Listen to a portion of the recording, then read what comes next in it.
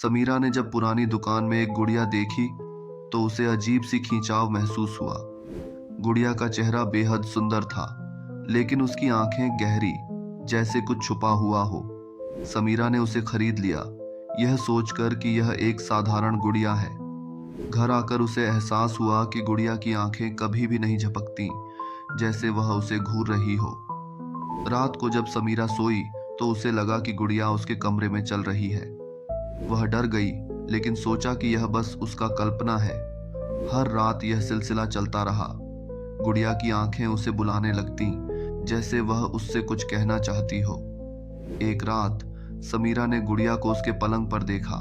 वह ठंडी और चुपचाप बैठी थी, जैसे किसी गहरे राज का इंतजार कर रही हो।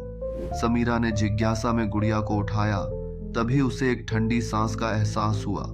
गुड़िया की आंखों में एक अजीब सी चमक थी, जो उसे और भी डराने लगी। अगले दिन समीरा ने गुड़िया को बाहर फेंकने का मन बनाया, लेकिन जब वह दरवाजे की ओर बढ़ी तो गुड़िया उसके पीछे आई।